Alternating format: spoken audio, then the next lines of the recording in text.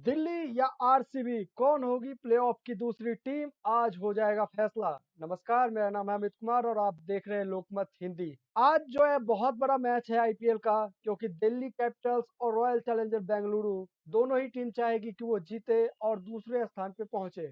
लेकिन कल जो हुआ, कल रविवार था, सुपर संडे था और सुपर संडे के दिन आशा कर रहे थे हम कि कुछ ब्लॉकबस्टर मैचेस देखने को मिलेंगे और ऐसा ही कुछ हुआ।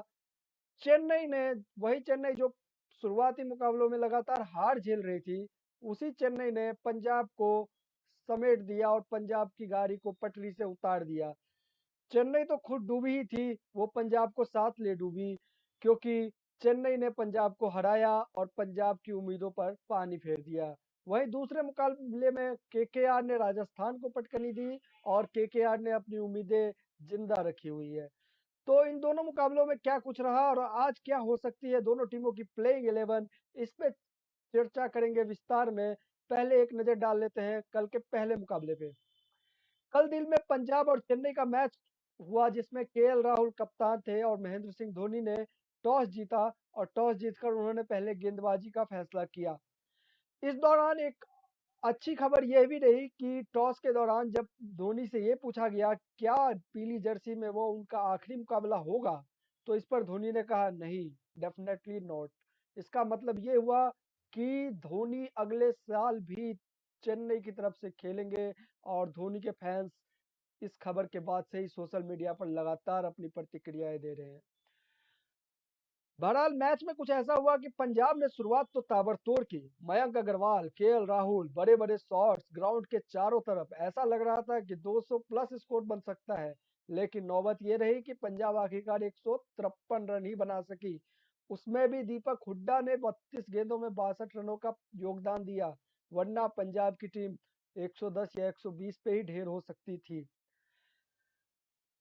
खराब शुरुआत के बाद चेन्नई के बॉलरों ने जबरदस्त वापसी की, खासतौर पे लुंगी एंगेडी ने जिस तरीके का गेंद किया, मयंक अग्रवाल और केएल राहुल दोनों ही बल्लेबाजों को बोल्ड किया उन्होंने और चेन्नई की जबरदस्त वापसी कराई।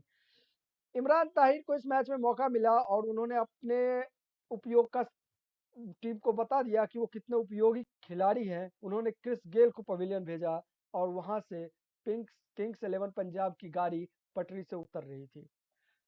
दीपक हुड्डा ने कुछ अच्छे शॉट्स लगाए और टीम को 153 तक पहुंचाया। चेन्नई को जीत के लिए 154 की दरकार थी और शानदार फॉर्म में चल रहे ऋतुराज गायकवाड़ ने एक बार फिर से अर्धशतक जड़ दिया।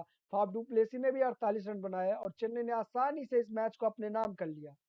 ऋतुराज गायकवाड़ ने 3 लगातार अर्धशतक लगाया और इसके साथ ही उन्होंने बता दिया है कि युवा हैं वो और युवा के अंदर स्पार्क है, क्योंकि महेंद्र सिंह धोनी ने कुछ मैच पहले ऐसा बयान दिया था कि उनके टीम के युवाओं में उन्हें स्पार्क नहीं दिखता है।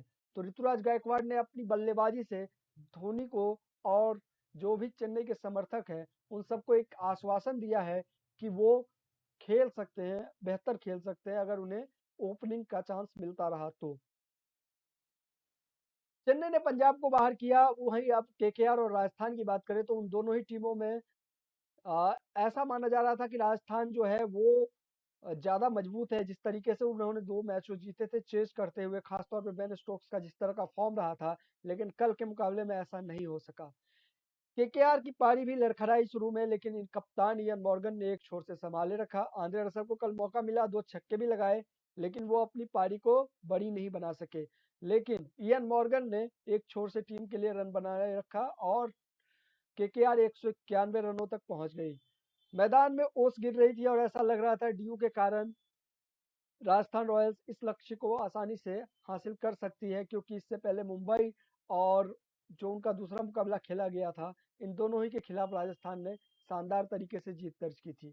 लेकिन आ, पैट कमिंस, वही पैट कमिंस जिनको 15.5 करोड़ रुपए में केकेआर ने खरीदा था इस सीजन, पहले कुछ मुकाबलों में बेअसर साबित रहे पैट कमिंस ने अपनी अहमियत का एहसास दिलाया और 4 विकेट झटक दिए। पावर प्ले में ही राजस्थान ने 5 विकेट गंवा दिए थे और मैच वहीं पे समाप्त हो गया था। जॉस बटलर आखिरी उम्मीद बनकर टीम के साथ 10 ओवर तक रहे, लेकिन उसके बाद वो भी कैच आउट होकर पवेलियन लौट गए। तो इसके साथ ही राजस्थान का सफर भी यहाँ समाप्त हो गया। अब जो समीकरण है वो कुछ इस प्रकार है कि मुंबई इंडियंस क्वालिफाई कर चुकी है। आरसीबी और दिल्ली में से जो आज जीतेगा वो दूसरे नंबर पे चला जाएगा। वहीं तीसरे चौथे नंबर के लिए हैदराबाद, केकेआर और दिल्ली आरसीबी में से किसी एक के बीच जो है वो दावेदारी रहेगी। अगर आज आरसीबी या दिल्ली में से कोई एक टीम बड़े अंतर से हार जाती है तो ऐसी स्थिति में केकेआर की टीम ऊपर हो जाएगी, और जो टीम आज हारेगी, अगर हैदराबाद भी कल का मुकाबला जीत जाती है तो वो फिर बाहर हो सकती है। पहले बात कर लेते हैं जो आज का मुकाबला खेला जाना है उसके बारे में, क्योंकि बहुत ही एक्साइटिंग मुकाबला है ये। और कोहली ने पिछले मैच के दौरान ही प्रेस कॉन्फ्रेंस में कह दिया था कि वो इस मैच में किसी तरह की कोताही नहीं बरतेंगे और अपनी बेस्ट प्लेइंग 11 के साथ मैदान में उतरेंगे। तो कोहली जी से मैं बस इतना ही कहना चाहूंगा कि भैया, आप जो है अपनी टीम में उड़ाना जी की जगह एरन फिंच को ले आइए। आपकी गेंदबाजी बहुत अच्छी है और किरिस मॉरिस, नवदीप सैनी, मोहम्मद सिराज, वाशिंगटन सुंदर, युजवेंद्र चहल, ये 5 तेज गेंदबाज हैं आपके पास। तो इसरू उडाना टीम में क्या कर रहे हैं, समझ से परे है। अगर आप इसरू उडाना की जगह एरन फिंच को लाएंगे तो आपकी बल्लेबाजी काफी मजबूत हो जाएगी, या फिर आप मोइन अली को ले आइए अगर ऑलराउंडर की जरूरत है तो।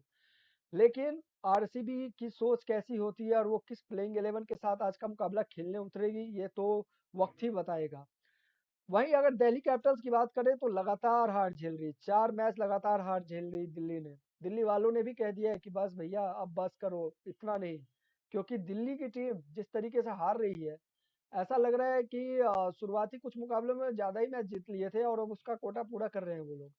Shreyas Iyer, Shikhar Dhawan, Prithvi Shaw, Rishabh Pant, Ajinkya Rahane, Marcus Stoinis, Shimron Hetmyer, इतने बड़े बड़े नाम है टीम में, लेकिन इसके बावजूद भी टीम का हाल बेहद खराब है। Coach Ricky Ponting, Mohammad Kaif, Vijay Dahiya, ये सब पीछे से बैठ के आपको मोटिवेट कर सकते हैं, लेकिन खेलना आपको अंदर पड़ेगा। इसीलिए श्रेयस अय्यर, शिखर धवन, ऋषभ पंत, पृथ्वी शॉ को अपनी जिम्मेवारी समझनी होगी। और अगर आज का मुकाबला जीतना है तो दिल्ली की लगातार फ्लॉप हो रही बैटिंग, उस पर ध्यान देना होगा। कागिसो रबाडा और नॉर्किया ने बहुत ही शानदार गेंदबाजी की थी शुरुआती कुछ मुकाबलों में, या यूं कहे कि पिछले 2 मुकाबलों तक। लेकिन पिछले 2 मुकाबलों में जिस तरह से पहले केकेआर और उसके बाद मुंबई, इन दोनों ही टीमों ने जिस तरीके से दिल्ली के गेंदबाजों को टारगेट किया, उससे बाकी टीमों की खौफ भी कम हुई होगी। कागिसो रबाडा पिछले 2 मुकाबलों में विकेट लेने में असफल रहे हैं और काफी महंगे भी साबित हो रहे हैं। यही वजह रही कि उनके सिर पे जो पर्पल कैप था वो जसप्रीत बुमराह के पास चला गया है, क्योंकि 13 मुकाबलों में दोनों के पास 23-23 विकेट है। इकोनॉमिक के मामले में जसप्रीत बुमराह कहीं बेहतर। अगर आज का मुकाबला दिल्ली जीतती है तो उसमें उनके गेंदबाज, बल्लेबाज और फील्डर तीनों का ही अहम योगदान होना चाहिए, और ऐसा होगा तभी दिल्ली मैच जीत पाएगी। अन्यथा अगर दिल्ली बड़े अंतर से हारती है तो वो प्लेऑफ से बाहर भी हो सकती है। अब बात कर लेते हैं थोड़ी सी जो समीकरण बन के आ रही है इस समय की, कौन सी टीम कहाँ पे किस तरह की रणनीति के साथ खेलेंगी तो फिर वो सुरक्षित रह सकती है। सबसे जरूरी बात यह है कि आरसीबी और दिल्ली की टीमें आज का जो मुकाबला है उसमें अगर कोई टीम हारती भी है तो उसे ये ध्यान जरूर रखना होगा कि वो बड़ी अंतर से इस मैच को ना हारे। अगर बड़े अंतर से मुकाबले को हारती है कोई भी टीम, फिर उसके लिए प्लेऑफ में खुद को सुरक्षित रखना मुश्किल हो जाएगा। क्योंकि दिल्ली और आरसीबी दोनों का ही नेट रन रेट बिल्कुल आसपास है। वहीं केकेआर थोड़ी सी पिछड़ी हुई है, ज्यादा नहीं। अगर दिल्ली मुंबई में से कोई ज्यादा रनों के अंतर से हार जाता है या कुछ ज्यादा विकेटों से हार जाता है तो फिर केकेआर ऊपर आ जाएगी और दिल्ली आरसीबी में से कोई एक टीम नीचे चली जाएगी। और कल जो मुकाबला होना है मुंबई और हैदराबाद का, वहां अगर हैदराबाद जीत जाती है तो उसे नेट रन रेट की कोई समस्या नहीं है। वो जीतते ही क्वालिफाई कर लेगी, और जो टीम नीचे रहेगी वो 14 अंकों पे भी जो है क्वालिफाई नहीं कर पाएगी। तो बहुत ही सावधानी के साथ आज का मुकाबला दोनों ही टीमों को खेलना होगा। प्लेइंग 11 पे बात कर लेते हैं। जो आरसीबी की प्लेइंग 11 है सबसे पहले उसके ऊपर देवदत्त पडिक्कल और जोशुआ फिलिप ने पिछले कुछ मैचों में अच्छा प्रदर्शन किया है, लेकिन मैनेजमेंट यहाँ बड़ा मुकाबला है तो चाहेगी एरन फिंच की वापसी हो। तो अगर फिंच आते हैं तो जोशुआ फिलिप हो सकता है बाहर हो जाए, लेकिन अगर टीम उसी टीम के साथ जाना चाहेगी तो फिलिप और देवदत्त पडिक्कल ओपनिंग करते हुए दिखेंगे। तीसरे नंबर पे कप्तान कोहली होंगे, चौथे पे एवीडी होंगे। यहाँ से जो है आरसीबी की समस्याएं शुरू हो जाती है। एबी डिविलियर्स के बाद जो है गुरकीरत मान, वाशिंगटन सुंदर, शिवम दुबे, हालांकि शिवम दुबे पिछले कुछ मुकाबले खेल नहीं रहे, और क्रिस मॉरिस जैसे बल्लेबाज हैं जो कि जिन पे उतना ज्यादा भरोसा नहीं जताया जा सकता। एक भरोसेमंद बल्लेबाज का मिडिल ऑर्डर में होना बहुत ही ज्यादा जरूरी होता है एक संतुलित टीम के लिए। तो यहाँ पे विराट कोहली चाहेंगे कि एक ऐसा बल्लेबाज उनके मिडिल ऑर्डर में हो जो नीचे से रन बनाए, क्योंकि कई बार देखा गया है कि आरसीबी की टॉप ऑर्डर फ्लॉप होती है तो पूरी टीम बहुत ही कम स्कोर पे ढेर हो जाती है। वही गेंदबाजी की बात करें तो 5 गेंदबाज जो है वो Navdeep Saini, Mohammed Siraj, Chris Morris, Washington Sundar, Yuzvendra चहल हो सकते हैं। छठे के रूप में अगर विराट चाहे तो ईशान उडाना को आज भी खिला ले। वहीं अगर आप दिल्ली की बात करें तो दिल्ली में अजिंक्य रहाणे और पृथ्वी शॉ के बीच बैटल चल रहा है। कुछ मुकाबले पृथ्वी शॉ खेल रहे हैं, कुछ रहाणे खेल रहे हैं, लेकिन दोनों ही फ्लॉप हो रहे हैं। पिछले मुकाबले में पृथ्वी शॉ को मौका मिला था, तो ऐसे में आज क्या पृथ्वी शॉ दोबारा खेलेंगे? अगर खेलेंगे तो उन्हें रन बनाना होगा। शिखर धवन ने 2 लगातार शतक मारा, उसके बाद वो एक बार गोल्डन डक पे आउट हो गए, एक बार सिल्वर डक पे आउट हो गए। तो धवन के बल्ले से भी रन आना टीम के लिए बहुत ज्यादा जरूरी है। तीसरे नंबर पे कप्तान श्रेयस अय्यर को समझना होगा कि कप्तानी वाली जिम्मेवारी क्या होती है और उस तरीके से खेल को कैसे आगे बढ़ाया जा सकता है। ये सीख वो सामने वाली टीम कोहली से ही ले सकते हैं। चौथे नंबर पे ऋषभ पंत अलग ही लेने हैं। स्ट्राइक रेट 110 115 के करीब, रन बने नहीं है, एक भी अर्धशतक आया नहीं है। तो ऐसे में ऋषभ पंत पे बहुत ज़्यादा प्रेशर होने वाला आज के मुकाबले में, और पंत का नहीं चलना भी दिल्ली के लिए जो है परेशानी का एक सबब है। मार्कस स्टोइनिस ने कुछ मैचों में अच्छी बल्लेबाजी की, उसके बाद वो पूरी तरह से फ्लॉप रहे। सर्मन हेटमायर के साथ भी यही सीन है।